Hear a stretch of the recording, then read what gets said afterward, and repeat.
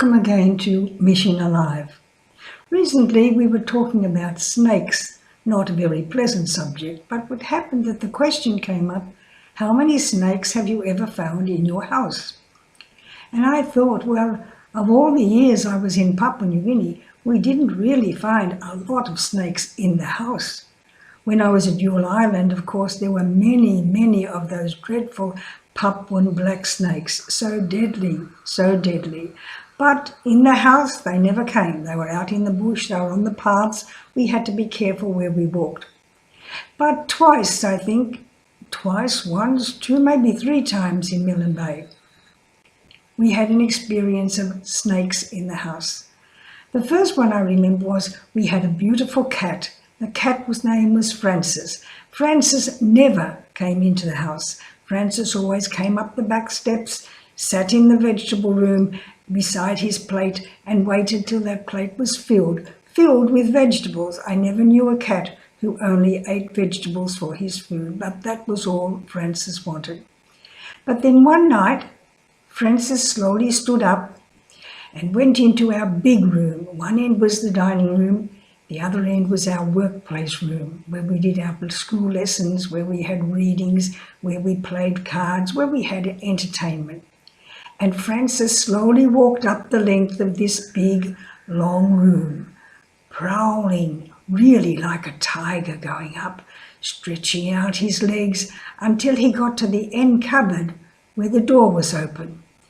When he got there, he sat down, and then his tail started to swap from side to side, so slowly, so carefully. We all became very still because we knew with this tail wagging, with this tail switching from side to side, something was wrong. And Francis wouldn't move. We called his name, we put his plate of food down. Francis didn't move. He stayed in front of that cupboard, staring at the cupboard and switching his tail backwards and forwards.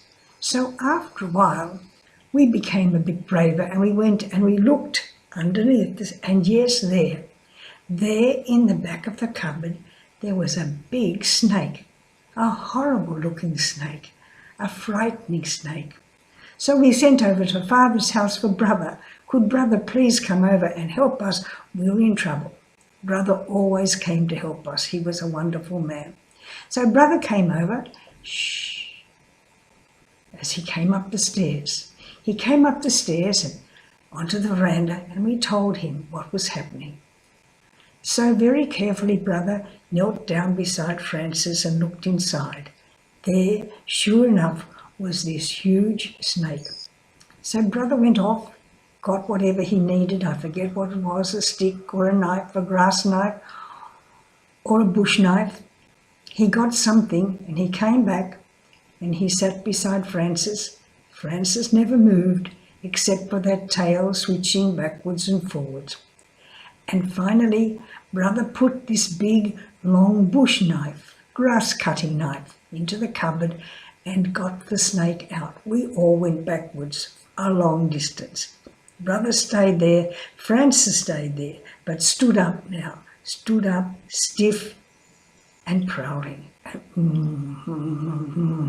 growling inside his chest, but not moving, not running away. This snake wasn't going to frighten him.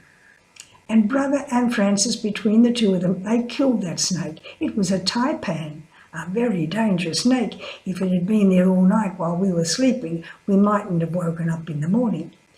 But the snake was killed and Francis was hailed as a great hero. Then that was the first time in the house. We don't know how it got into the house or where it even came from because we hadn't seen a taipan before in the Trobes. Once I saw one in Milne Bay, but not in the Trobes. So that was the first time I'd seen a snake in the house. And it made us very careful of leaving cupboard doors open. Any cupboard doors were now kept firmly closed. We didn't want snakes in the cupboards.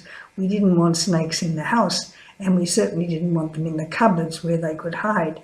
If they were in the house, You could see them some places, but not in cupboards right on the lower shelf and right at the back in the dark.